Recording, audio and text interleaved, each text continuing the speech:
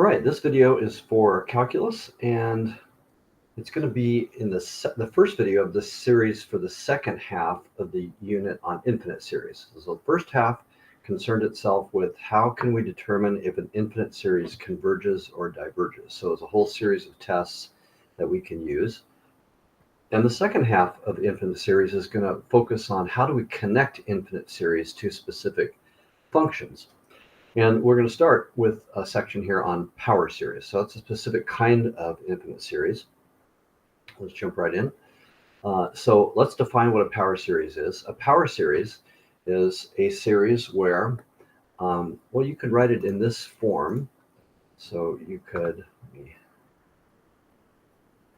so you can write it in this form here, where you have a sum where each term is some coefficient times x raised to an integer power. Okay, so that means you can have a constant term, a term with x, a term with x squared, x cubed, and so on. Some of these terms can be missing, but you're not allowed to have terms with like square root of x or sine of x or e to the x or x to the 3/2 power. So it's just x to powers and a constant term, and that's it. Right? Now, more generally, the x itself, the part that's just x or x squared or x cubed and so on, it doesn't have to literally be x. It can be x minus a constant. So, for example, you could have a series that's like this: 2, let's say, plus 3 times x minus 4, and then say minus 5 times x minus 4 squared, plus 17 times x minus 4 cubed. As long as the structure is just a linear term with x raised to an integer power, then we can call it a power series. In this case, though, we say that it is centered at this value here, whatever that value is. So the one I wrote here is centered at x is 4. All right. So here are some examples of power series. If you have this particular series here, if you write out some terms, we can see the terms are 1, x squared, 1 over 2 factorial times x, x, 1 plus x plus 1 over 2 factorial times x squared plus 1 over 3 factorial times x cubed. And so these x's are like x minus zeros. So that means that this is centered at 0, right? But if I have a structure like this, where all the x terms are x minus 5 squared, x minus 5 cubed, then we say this power series is centered at 5. And this x plus 1 here can be thought of as x minus negative 1. And so this series here is centered at x is negative 1. So we'll explore later what that centering value means when we talk about connecting it to a series. But for now, just know the definition is it's centered at that value if each of the x terms are x minus that particular constant. Right, so you can think of a power series as a function of x, like all series, right? Now, in this case, the series itself, right, has some constant here, but then there's this x, which is an input to a function, and we're gonna explore how that function can be connected to some particular function f of x. So x is the input to the function, and the result is this function of x is represented by this series of terms. So if you were to add up all these terms, there's an expression. Let me go back a step here. If, for example, this represented some function f of x, then the way you could evaluate this function is write out all the series terms. And if you wanted to evaluate, for example, f at 3, then you could plug 3 in for all the x's in every one of the terms, evaluate that whole giant series, the sum, and that would be equal to the value of f at 3. So it is a function, and the input to the function is the x, and the output is the sum of the entire series of terms. Okay, where the domain of this function is the set of x's where the power series converges. So for this to represent a function, we can't have the sum of this series going off to infinity. We have to specifically arrange to make sure that this infinite series converges, and then the value it converges to will be equal to the function that it represents with that value for x plugged in.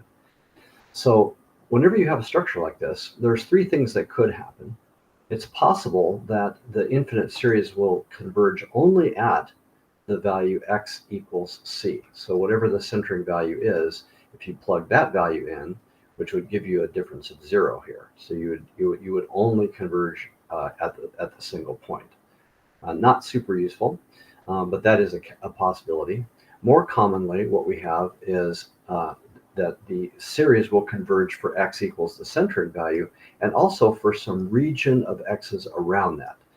And we call the distance that we can go away from the centering value and still have the infinite series that results converge, the radius of convergence, which we use a capital R for that.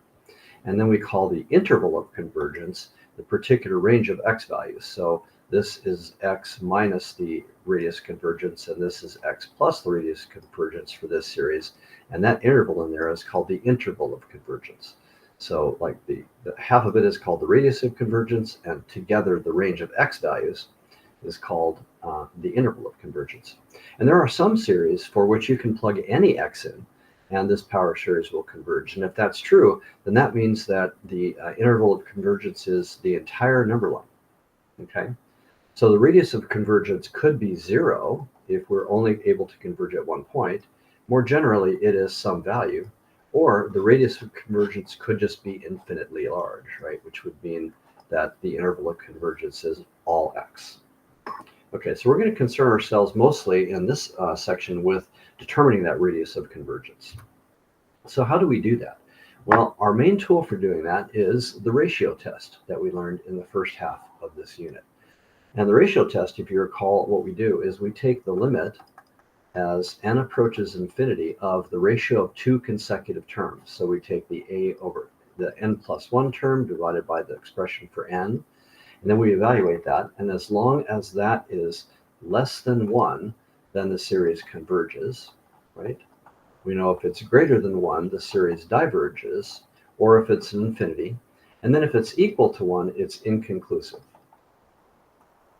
Right, so since the goal is here to create infinite series that do converge, we're going to want to figure out for what x values that limit is specifically less than 1, because then that will allow the series to converge.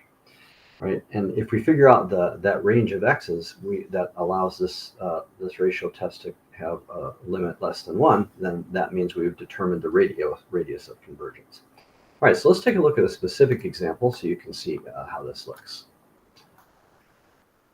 If we're given an infinite series, and these infinite series, unlike the ones in the first half, are going to involve an x, right? Because we're trying to build functions that we can connect to functions that we'll explore later. What we're going to do is the ratio test. And the way we carry that out is we take the limit as n approaches infinity of the generating rule. So I need to have the an plus 1 term divided by the an term, which is the limit as n approaches 1 of. This would be 3 times x minus 2 to the n plus 1 divided by 3 times x minus 2 to the n. So we're doing the ratio test here. And there's some cancellation that happens already, the 3's. But what we can do is there's one additional x plus 1 here. So maybe what we could do is factor one of those off. So we would have x minus 2 times the rest of the n x minus 2's over x minus 2 to the n, right? Which means that these get to cancel off because they form a 1. And that means we have the limit as n approaches infinity of x minus 2. Okay. So once we get an expression for this limit, what we say is we're going to force that limit to be less than 1, because that will allow the series to converge. And then we figure out what x values make that true. So solving this little inequality, well, first of all, let's evaluate this limit. There is no n left in here. So that means that this limit is just equal to the absolute value of x minus 2, and that has to be less than 1. All right, so for the absolute value to be less than 1, that means that we have to have x minus 2 be in between negative 1 and 1. So you just take this value and make it negative and put it on the left and the value on the right. And then we can solve this little inequality by adding 2 to both sides, all 3 sides. And then we'll get that this is 1 is less than x is less than 3. Okay, so this is what we call the interval of convergence. Okay, we have a number line. let's see, we have 1 and we have 3. Okay. The centering value, this power series is centered at 2. So there's the centering value in the middle. And that means the radius of convergence is the distance that we can go on this side. So this radius of convergence here is a distance of 1. Okay. Right. And in this case, yeah, I like to always kind of graph a little number line to see what's going on, right? This is centered at 2. It converges for x's between 1 and 3. And that means that the radius would be 1. So I'm just going to identify that the radius of convergence is 1, and the standard symbol for that is a capital R. All right, that's how you found the radius convergence. Let's look at a couple of other examples. Here's another one. Let's see, we're going to take the limit. We're doing the ratio test. And we're going to take the limit as n approaches infinity of the absolute value. And since I'm doing absolute value, I'm going to disregard this part because that's just changing the sign, so I don't care about that. It's going to be, let's see, x to the 2n plus 1 over 2n plus 1 factorial. So all the n's change to n plus 1s, and then there's a copy with just the n as n, 2n plus 1 factorial. All right. So I'm going to do a couple things here. I'm going to multiply this out a little bit. So 2n, let's write this on the side, 2n plus 1 is like this right here, is 2n plus 2 plus a 1, so that's really 2n plus 3. So this top fraction here is x to the 2n plus 3 divided by, this is also 2n plus 3, but factorial. And then also, since we're dividing by this fraction, we're going to multiply by the reciprocal. So that's 2n plus 1 factorial. And then this is x to the 2n plus 1. Okay, this is a 3 here, sorry. Let me write that better, actually. There's a lot of little detail in here. Okay, so this is limit as n approaches infinity of x to the 2n plus 3 over 2n plus 3 factorial, 2n plus 3 factorial, and then multiplied by the reciprocal, 2n plus 1 factorial over x to the 2n plus 1. Okay, so let's do some factoring here. This is limit as n approaches infinity of, let's see, this would be, I want to take it down to 2n plus 1, so I'm going to pull 2 of these off. So this is x squared times x to the 2n plus 1. Same thing here, I'm going to try to take this down to 2n plus 1, so that means there's a 2n plus 3 times a 2n plus 2, that's 1 less, times a 2n plus 1, and then the rest of the factorial on the way down. And then on the top, I still have this, this 2n plus 1 factorial, and on the bottom I have x to the 2n plus 1. Okay, and then we get some cancellations. The x to the 2n plus 1s cancel, the 2n plus 1 factorials cancel, and that means we're left with this. Limit as n approaches infinity of, and I'm going to separate some things out here. When we did the ratio test before, we said the stuff that involves the n I can keep out because that limit applies to that. So that's actually 1 over 2n plus 3 times 2n plus 2. And then still inside this, absolute value is x squared. Although with it being squared, I don't need the absolute value. All right, so then if I evaluate this limit over here, 1 over a large number is 0. And so that means 0 times the absolute value of x squared, right, is the result of this. Now that's really a 0, right? But what I really want to say is that I don't know what x is, but I need this right here, the result, to be less than 1 to converge. And because this is 0, that means this converges for all x. It doesn't matter what x is. The fact that we're multiplying by a limit of 0 means that this is automatically in the convergence region. So if I were to do a number line, right, this is centered at let's see, where is this centered? So the x itself here is just x. So this is actually centered at 0, right? But the radius of convergence is infinity, right? You can go infinity on either side here. So the radius of convergence here would be infinity because all x's converge. Okay, that's another case. Let's look at one other case. Let's do this one. So same thing, same procedure, ratio test. We're going to take the limit as n approaches infinity of the n plus 1 term. So that would be n plus 1 factorial x to the n plus 1 divided by n factorial over x to the n. And we'll do some factoring to get some cancellation. So this n plus 1 factorial could be written n plus 1 times the rest of the factorial. And this x to the n plus 1 can be 1x times n other x's, n factorial x to the n. We have some cancellations there, and that means we end up with limit as n approaches infinity of, let's see, let's pull off the part that has the n out here. That is just n plus 1. And then what's left in here is absolute value of x. Now this limit, as n goes to infinity, this limit here is infinity, right? So we have infinity times absolute value of x that has to be less than 1. And so in this case, there's only one possible value here that would make this statement true, possibly true, and that is if x is 0.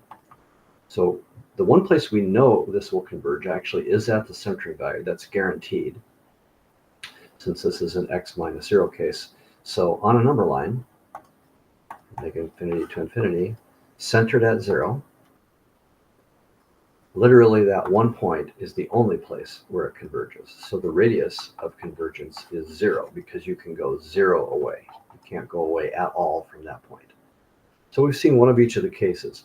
If you have a limit here that resolves to an infinity, that means the radius of convergence is 0 in order to keep that less than 1. More generally, you have a limit which is, well, let's see, this is a special case too. If the limit ends up being a 0, then that means x can be anything and you have an infinite radius of convergence. But the most common case is something like this, where the limit ends up being either just not involved or a constant, and so you do have a constant radius, some sort of a distance that's somewhere not 0 and not infinity. All right, so that is radius of convergence, and we use our good friend, the ratio test for that. Okay, the next thing we need to talk about is a little bit more detail about this interval of convergence idea. So if you have this case that has a single point, that means it only converges at that one value. So the interval of convergence is literally a point. If you have this case where it's all x's, that means that the interval of convergence is all real numbers. So the interval of convergence goes from negative infinity to infinity.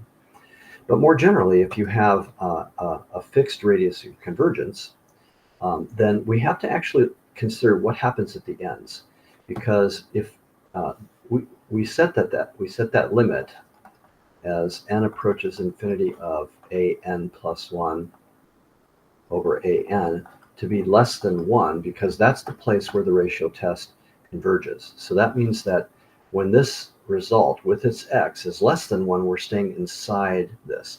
But technically, we're not right at the boundaries. At the boundaries themselves, that would be where this limit is equal to 1. And actually, the ratio test is inconclusive there. Okay, so since the ratio test is inconclusive, that means that the endpoints themselves of the intervals, they may converge or they may diverge, and they may do so independently, which means there's 4 possibilities. It could be that we have to have an open interval because the values right at the ends of the interval of convergence diverge, or so they might both diverge, which means we can't include them. We might have something where it converges on one of the sides, like say the left side, but diverges on the right, or we could have something which converges on the right and diverges on the left, or we can have something that converges on both. And so what we're going to actually have to do is when we're done with the ratio test, then we're going to have to go back and check the two endpoint x values specifically by plugging them in and doing a separate convergence test. Okay, let me show you how that would look. So let's say we want to find the interval of convergence. So these other problems asked just for the radius of convergence. And the radius of convergence, you're really just shooting for this radius number right here. So you don't actually care about exactly what happens at the edge of the interval. Right? So this is if you find the radius of convergence. But if a problem asks you for the interval of convergence, then you have to start with that. So let's do that part first. We're going to do a ratio test like we did just a second ago.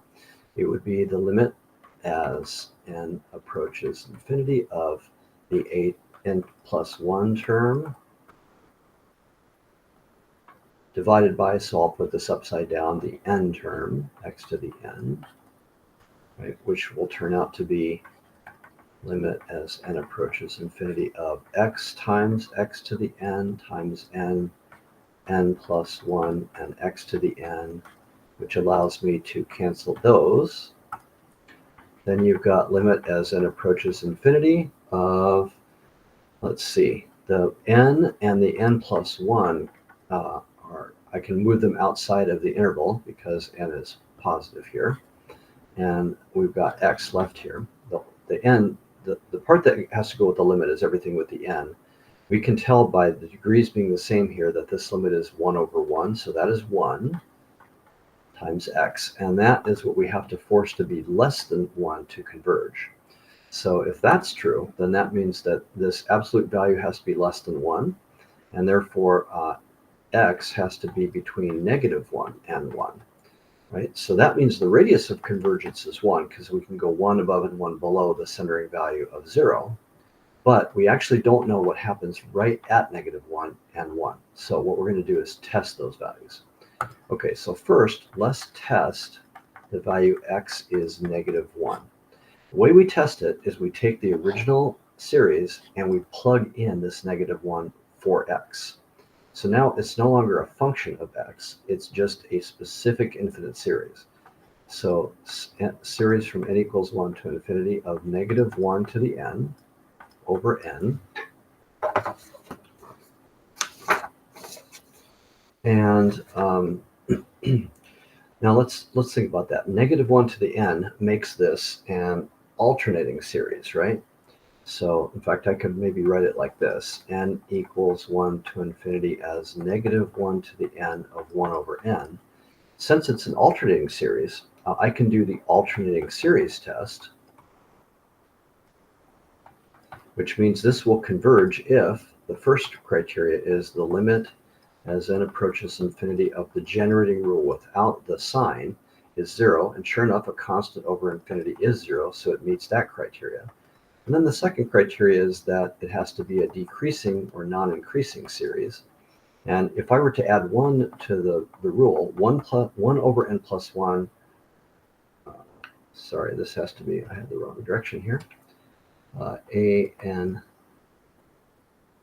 plus 1 has to be less than or equal to n. So 1 over n plus 1 is less than 1 over n, so that is met. So this converges by the alternating series test. And because this converges, that means we're going to include this value in the interval, right? So when I write my interval of convergence, let me write it down here. The interval of convergence, I'm going to include the left boundary, -1. Okay, now we also have to separately test the other boundary, which is +1. So if I put +1 in there, x is 1. So I'm going to plug that in for x. So that would be 1, not -1, to the n over n. And this 1 to the n, no matter how many ones you multiply together, it's just 1. So that is algebraically equivalent to this, which is a p-series. It's not alternating, it's a p-series with a p of 1. And a p-series with a p of 1 diverges, right? We have to have greater than 1 on the bottom for convergence. So that diverges. And therefore, that means we're not going to include this side. So when we write the other side of this interval, that'll be an open interval. So we could either write it like that, or we could write it using inequalities. -1 is less than or equal to x, but x has to be strictly less than 1. So here is the interval of convergence where we've tested the endpoints separately. All right. Okay. Well, then I've just got a couple of other examples of this. I'm going to go through these fairly quickly now that we've got the idea. Of course, you can always pause this video, try the problem, and then unpause it and see. We'll always start with a ratio test in order to evaluate the radius of convergence. So we'll start with that. Ratio test, limit as n approaches infinity of the absolute value, so I'll ignore this part. We have n plus 1 terms, so that is x plus 1 to the n plus 1 over 2 to the n plus 1, and then divided by, so multiply by the reciprocal of the original rule, x plus 1 to the n. Then we'll do some factoring. So we can take one of the x plus 1's off, which is x plus 1 to the n left. And down here we can take 1, 2 out to leave 2 to the n left. We have 2 to the n here. We have x plus 1 to the n there. That allows this and this to cancel, and this to cancel. Right, so now I'm left with this. The limit as n approaches infinity of, well, there's nothing with n's left anymore. So it's simply x plus 1 over 2. And that means that there's nothing to take the limit of, so that is just x plus 1 over 2. All right? And if that has to be forced to be less than 1 to converge, it means we need x plus 1 over 2 to be between -1 and 1. So the first thing I would do is double everything. So that's -2 is less than x plus 1 is less than 2.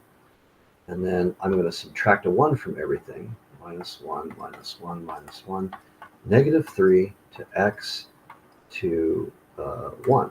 So here is the possible interval of convergence, but we're going to have to test the two ends. Right, centered at 2, and that's centered at -1, centered at -1, but going as far as -2. So the radius of convergence here. Now let me just make a number line just to show what's going on here. Got a number line. This is centered at -1, because this x is x minus -1, right? But we're going down to -3 and up to +1, which means our radius of convergence is 2, right? And here also. The question is, what happens right at the values, at the ends? These values inside here converge, but we're not sure about the ends. Okay, so we're going to test these two values. First, let's test x equals -3.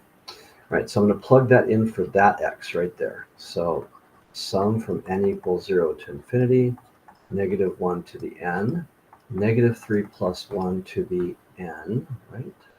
Yep. And then divided by 2 to the n. So let me simplify a little bit. This is from 0 to infinity, -1 to the n. So -3 plus 1 is -2 to the n. And then this is 2 to the n. So, you know what? They're both to the n power. So I think I should be able to do this. -1 to the n. Well, there's a couple ways we could go here. Yeah, let's do this. What if I said this was -2 divided by 2, both raised to the n power? That's legal. And that means we have -1 to the n times, this is just -2. So this -2 divided by 2 is a -1 to the n, which means you can combine them together and say it's -1 times -1 to the n power, which is 1 to the n, and 1 to the n is simply 1. Okay, now this diverges by the nth term test, because if we take the limit as n approaches infinity of 1, that is not 0, that's 1. And so this diverges by the nth term test. Okay, so since this diverges, we are not going to include this -3. So building the answer here, -3 will not be included in the interval. Then we have to test the other one. So if we test x equals +1, the right-hand limit, or interval end, -1 to the n, I'm plugging a 1 now in for this x. That is 1 plus 1 to the n power over 2 to the n equals 0 to infinity, -1 to the n. This is 2 to the n. Let me back up a little bit. N equals 0 to infinity, -1 to the n. This is 2 to the n divided by 2 to the n, which is just a 1. And that means we have an alternating series, right, which is 1 here. So we could do the alternating series test.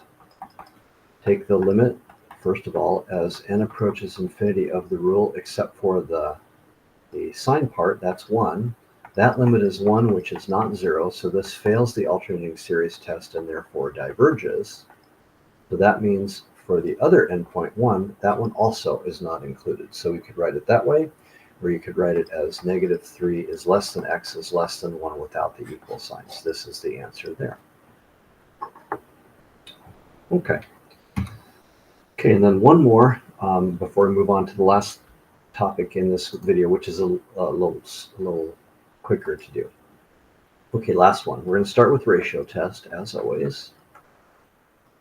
Define the radius of convergence, limit as n approaches infinity of the absolute value of the n plus 1 term, n plus 1 squared, and then n squared over x n except upside down. Some canceling, factoring, so we can get canceling. So we could take one of these x's off, leaving x to the n left. Let's see, we just have n plus 1 squared and n squared, so there's not factorial, so I'm going to leave that as n plus 1 squared and n squared. And then this is x to the n. So the only thing that really cancels is the x to the n's. And then we get limit as n approaches infinity of, the part with the n is n squared over n plus 1 squared. And then inside here, I have an absolute value of x left. Okay, if I were to multiply this out, this would be limit as n approaches infinity of n squared over, doing FOIL here, n squared plus 2n plus 1. And because of the degrees here, this limit will be a 1. So it's 1 times the absolute value of x, and that means that that is what has to be less than 1.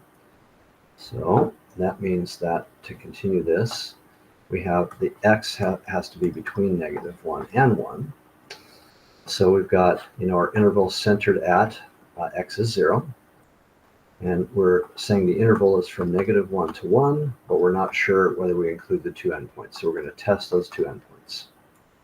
Okay, let's go up and test positive, or let's test -1 first. So testing x is -1, we'll plug that in for this x. The series is n equals 1 to infinity of -1 to the n over n squared. And so that is an alternating series, right? -1 to the n, we have 1 over n squared. Let's do the alternating series test. So the first criteria is limit as n approaches infinity of the generating rule minus the sign part. And that is 0, because it's 1 over an infinity, so that criteria is met. And then the second thing is, do we have the next term less than the current term? So if I have 1 over n plus 1 squared, I think I can be pretty confident that's less than 1 over n squared, because that's always larger. So that's true, so that converges. And that means that we are going to include the -1. Okay. And then we'll do one more test, which is the right-hand part, which is x is 1. So if I put that into the series, n equals 1 to infinity, 1 to the n over n squared. Well, 1 to the n is just 1. So this is 1 over n squared, and that is a p-series with p equals 2, which converges. So that means we include the other end as well. This one, we get to include both endpoints into the convergence interval. Okay, so we've seen 3 examples of radius of convergence calculations, 3 examples of interval of convergence calculations. Okay, the last thing I want to show you is that since a power series can be thought of as a function, you can take derivatives and integrals of power series. Okay, so if the function is this, I'm just going to focus on this row right here, right? The only part that's really got the x in it is this part right here. This is just a constant, this an, whatever it is, it's a rule of some kind, but it does not involve x. And that means that if we want to take the derivative of the corresponding function, we just take this n and we move it down so it becomes a multiplier, and we subtract 1 from the exponent. That will give a new series, but that new series is equivalent to the derivative of the original series function. And we can also do an antiderivative. If we want to do that, we take this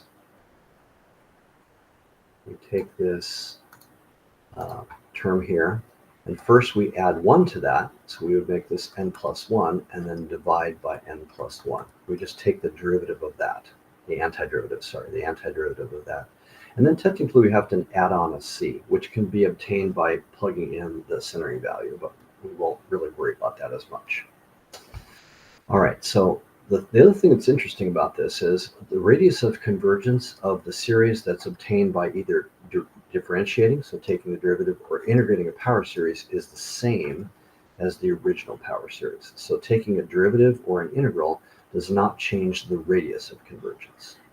However, it may change the endpoint behavior, which means you don't have to, if you've got a series and you've evaluated the interval of convergence, if you want to find the interval of convergence of the derivative, you don't have to redo the ratio test part, but you do have to redo the testing.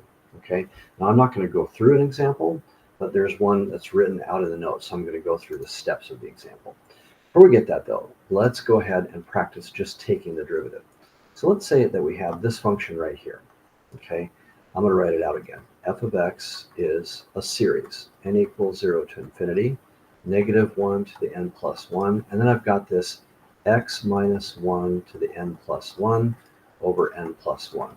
Okay, the only part of that that's involved in the derivative, in fact, let me highlight something about that. I'm going to put this in red, x minus 1 to the n plus 1, and then down here we have n plus 1. Okay. The only part of this that is actually contains the variable is this red part. And that means when we take the derivative, f prime of x, the only thing that has to happen is we just do the derivative on that part. Everything else in the interval stays the same. So we're going to have n plus 1 times x minus 1 to the n plus 1 minus 1. So if I subtracted that, that would be n. And then I still have this n plus 1.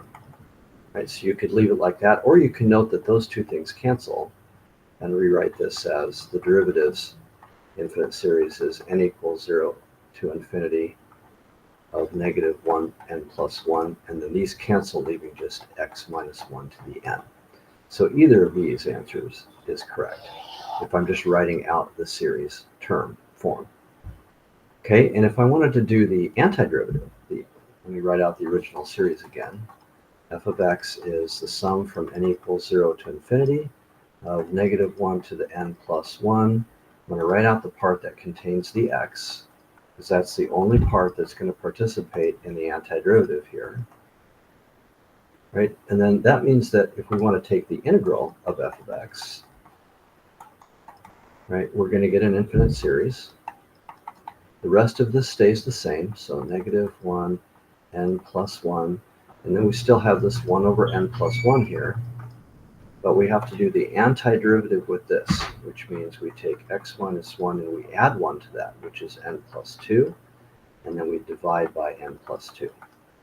Right, and then finally we do have to add a plus c because it's an integration. And that's how we do that. So we may ask you to take a power series for a function and find the equivalent power series for the derivative of the function or the antiderivative of the function. It's simply this step here. Now, in order to figure out what the interval of convergence is for each of these, we would have to do the ratio test on the original series. And here's the steps. I'm not going to go through the whole thing, but it turns out that the radius of convergence is 1. And when you test the 0 endpoint, you end up getting that it diverges by the integral test. And if you test the right interval, 2 endpoint, that one converges. So you get the interval of convergence is 0 to 2, not including the 0, but including the 2. Right? And if you wanted to evaluate the interval of convergence for either the derivative or the integral, you do not have to repeat the ratio test part, because that's always the same. If you got that this is from 0 to 2, it's still 0 to 2 and still 0 to 2. The only thing is you have to recheck the endpoints. So for example, on this derivative one, if we recheck the endpoints, it turns out to diverge on the left and diverge on the right. So instead of having, converge on the right, both sides diverge for the derivative. And if you recheck the endpoints with the series for the integral, it ends up converging on the left and converging on the right. So we end up with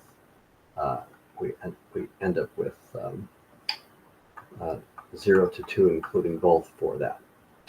So just a fact that you do not have to recheck the radius, but you have to recheck the endpoints if you take a derivative or an integral. All right, and that's it. I know this video is a little bit long, but I really do think you need to see multiple examples of that to see how a lot of it is very procedural and the same, but it could involve any of the tests that we learned in the first half of the unit. All right, that should give you enough to be able to do the homework.